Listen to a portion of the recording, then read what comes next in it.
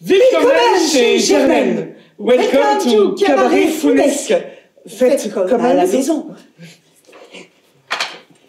Je gère. Je mène. Je gère. Je mène. Je mène. Alors, ce sont deux Germaines. Germaine, c'est celle qui gère et qui mène. Et ce sont vraiment deux ménagères au bout du rouleau. Et à un moment donné, elles s'arrêtent et elles s'offrent un moment où elles peuvent partir à la découverte d'elles-mêmes, de leur corps. Un no man's land épatant. Nous serons donc un petit peu comme des pionniers. Des pionnières. Ah oui, des pionnières. Pénétrant un vaste territoire mystérieux et... méconnu. Oui. Méconnu et considéré comme... sale. Stigmatisé par la honte. Passé sous silence. Balayé, dissimulé. Nous, Germaine, avons un objectif. Le cabaret chez Germaine, c'est le 5e spectacle de Cocktail. On a toujours une dimension féministe forte et très présente. Dans les précédents spectacles, on a travaillé sur des questions de violence faites aux femmes, sur l'inceste. Et là, voilà, on est sur un autre tabou qui est le sexe dit féminin et l'anatomie, les appareils génitaux. Pouvoir, pouvoir, pouvoir. Ensemble, nous allons partager un moment vibrant, oui, excitant, oui, stimulant, oui, en pouvoir, oui, une rencontre inédite avec nous-mêmes. Oui, nous-mêmes. J'ai eu l'idée de ce spectacle quand je suis devenue maman, il y a 3 ans, quand j'étais enceinte. Je me suis rendu compte que j'avais une très grande méconnaissance de mon corps. Et c'était troublant de voir que je croisais beaucoup de personnes, de personnel médical, et que de toute façon c'était dans leurs mains, c'est elles et eux qui savaient et moi non. Et ça m'a gênée.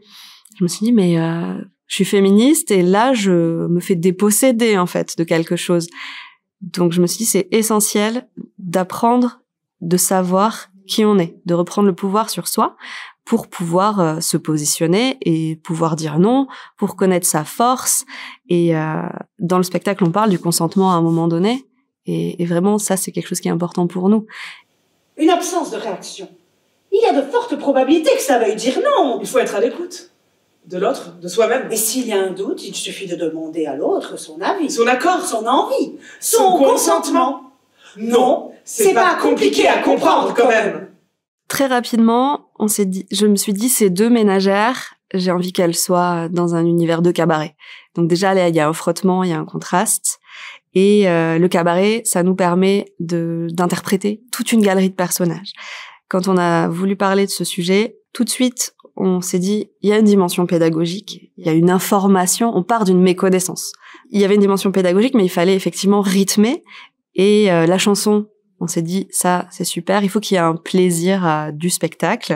Donc voilà, il fallait arriver à rendre vivante toute cette matière. Donc les Germaines, elles se transforment en toute une galerie de personnages. On pioche tant dans la culture populaire, moi ça me tient à cœur, que dans une culture peut-être plus savante ou pas forcément accessible. Et l'idée, c'est de le rendre accessible pour tout type de public. Cette idée du sexe comme trou ne vient pas de nulle part.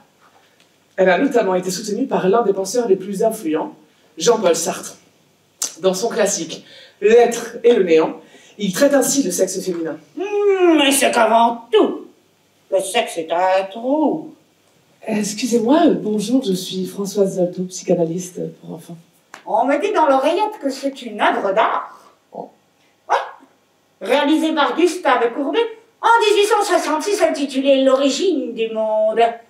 Il va me falloir quelques semaines pour m'en remettre. Mais heureusement, j'en ai vu d'autres. I am an American.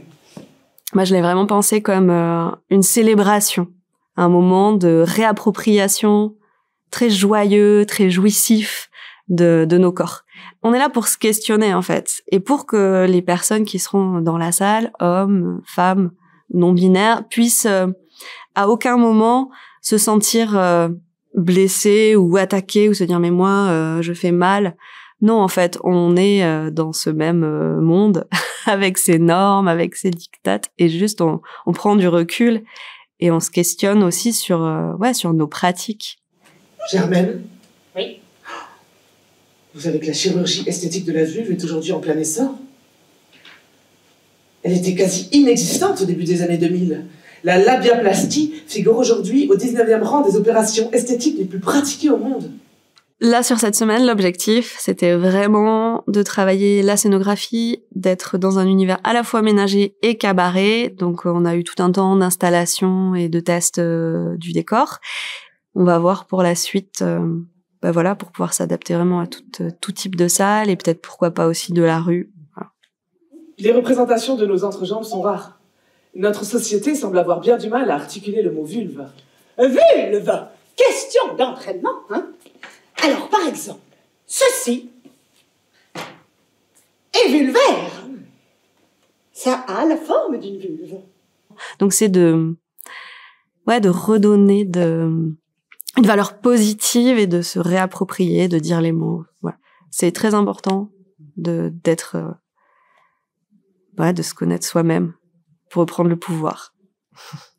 Je veux me sentir belle. Mais ouais, t'es belle, bébé. Telle que je suis. Mais ouais, t'es belle, bébé. Moi, j'aime que mes lèvres fassent. Oh, oh, oh. Elle veut pas se raser, se piler, se crémer, se bisturiser, se pimper, s'exfolier, se make-upper, se parfaiter.